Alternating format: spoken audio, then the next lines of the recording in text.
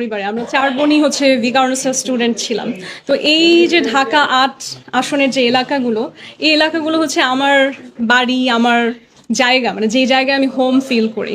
তো এটা রেশন কখনো হঠাৎ করে হয় না, এটা একটা দীর্ঘদিনের পরিকল্পনা, দীর্ঘদিন রাজনৈতিক দলগুলোর সাথে আলোচনা, অনেক কিছুর ভিত্তিতে আগে থেকেই ডিসাইডেড ছিল। এবং আমি অলরেডি বলেছি যে ঢাকা 8, একেবারে ঢাকা 8 তো হচ্ছে আমাদের দেশের প্রাণকেন্দ্র, রাজধানীর প্রাণকেন্দ্র। সেখানে আমি যে এলাকায় বড় হয়েছি সেটা আবার হচ্ছে ঢাকা 8-এর প্রাণকেন্দ্র। তো আমার একটা বিশেষ কারণ ওই কারণেই ছিল যে আমি এই আসন থেকে নির্বাচন করব। কিন্তু এই আলোচনার মধ্যেই হঠাৎ করে একদিন আমরা শুনতে পাই যে হাদি ভাইয়ের সাথে কি ঘটনা ঘটে। এবং আমাকে আমার যারা সাথী, আমার এই যাত্রা, এবং আমার পরিবার, যারা আমার সমর্থক, সবাই প্রথম থেকে বলতো যে এই আসন থেকে যে আমি নির্বাচন করার কথা ভাবছি, প্রিপারেশন নিচ্ছি, এটাই একটা বিশাল সাহসের ব্যাপার। এবং আমাদের রাজনৈতিক প্রেক্ষাপটে রাজনৈতিকভাবে মানুষকে যেভাবে করে আসলে দমিত করা হয়, সেই কালচারের মধ্যে একজন নারী হয়ে এই সোসাইটিতে যে আমি ডিসাইড করেছি যে একেবারেই হচ্ছে আমাদের রাজনীতির সবচেয়ে সর্বোচ্চ শীর্ষ নেতারা যেখানে হচ্ছে প্রতিযোগিতা করছে সেটার অংশ হওয়া, এটাই এক ধরনের সাহসের বিষয়। তো সেই সাহসটা সঞ্চয় করতে করতেই যখন নিজের সামনে, কিংবা হয়তো তার আইডিওলজিতে কিছু জায়গা ছিল যেটা আমাদের দেশের জন্য অনেক প্রয়োজনীয় ছিল, এবং হয়তো যেই মানুষরা আসলে দেশের শত্রু তারা চাচ্ছিল যে সে সেই জায়গাটায় না পৌঁছাতে পারে, তখন আমার কাছে মনে হয় যে আমাদের যাদের নিজেদের পরিকল্পনা, ইচ্ছা আছে, আমরাও যদি এটা ব্যক্ত করি, তখন হয়তো এই শত্রুপক্ষ বুঝতে পারবে যে এই স্বপ্নটা বাস্তবায়ন করা, কিংবা এই আসনটাকে সংরক্ষিত করা, কিংবা এই দেশের উন্নয়ন করা একজন মানুষের স্বপ্ন না, এটা বাংলাদেশের স্বপ্ন। বাংলাদেশের প্রত্যেকটা মানুষই হয়তো সাহস করে সামনে আসে না, কিন্তু আমার মনে হয় এখানে আপনারা যারা আছেন, আপনারাও সবাই হাদির মতনই বিশ্বাসী যে আমরা বাংলাদেশকে বদলে দিতে চাই। আমরা যে কোনো ধরনের পরাশক্তি বিদেশি সেটা রুখে আমার বাংলাদেশকে আগে দেখতে চাই। তো এই স্বপ্নটা তো আমাদের সবারই সেম।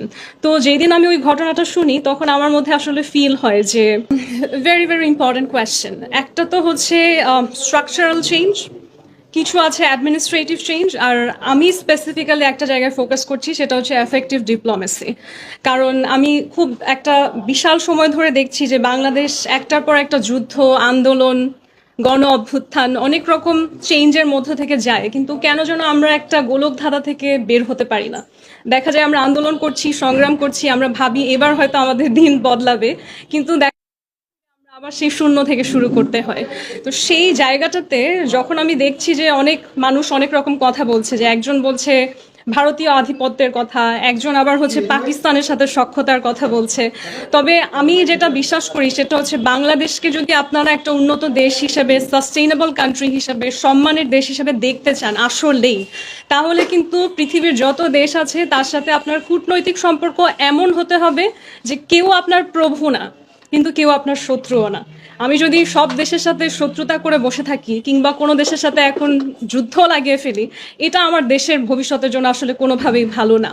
এবং এই যে সিচুয়েশনগুলো হয়, যেই সিচুয়েশনে আমাদের কাছে মনে হয় যে অন্য একটা দেশ আমার দেশের উপরে আক্রমণ করছে, বা আমার দেশের মানুষকে ছোট করছে, বা আমরা সবাই জানি ফেলানির যে ঘটনাটা, এই ধরনের ঘটনা যখন ঘটে, তখন কিন্তু আসলে সুনির্দিষ্ট কে এটার সাথে জড়িত তাকে শাস্তির আওতায় আনা, এবং সেই দেশের মধ্যে সেই ধরনের কূটনৈতিক সম্পর্ক থাকা, যে আপনি একটা কনক্রিট পানিশমেন্ট বা একটা কনক্রিট কনসিকুয়েন্স এটার আনতে পারবেন, এটা করা কিন্তু আমাদের বাংলাদেশের জন্য অনেক অনেক ইম্পর্ট্যান্ট।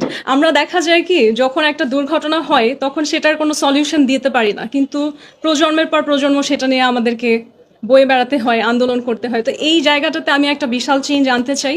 এবং এমপি বলতে যে আসলে আমার কাজ করার ক্ষমতা শুধুমাত্র আমার আসনেই তা কিন্তু নয়।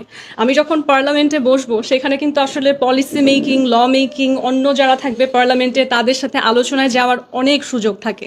তো আমার একটা লক্ষ্য হচ্ছে কিভাবে আমার দেশের যারা হচ্ছে মনোনীত হয়ে যাবে সেই আসনে, তাদের মধ্যে আমি আসলে সেই ধরনের এক ধরনের পরামর্শ ভিত্তিক এবং কনসেনসাস ভিত্তিক একটা জায়গায় যেতে পারি, যেখানে আমি বাংলাদেশকে সারা বিশ্বের সামনে সম্মানের সাথে তুলে ধরতে পারবো। আসলে আলাদা কোনো সুনির্দিষ্ট কারণ ছিল না, বাস্তব কারণ এটাই যে আমি কোন এলাকার ভোটার, কোন এলাকাতে আমার নিজস্ব একটা জায়গা আছে মানুষের মধ্যে, আমার পরিচিত লোকজন আছে, সেই জায়গাগুলো বিবেচনা করে যে যখন নির্বাচনে দাঁড়াচ্ছি, আমার তো একটা চিন্তা থাকে যে আমাকে কে ভোট দিবে, তো সেই ভোটারটা আমি কোথায় পাওয়া আমার জন্য সহজলভ্য। তখন আমার কাছে মনে হয় ঢাকা 8 ইজ আ গুড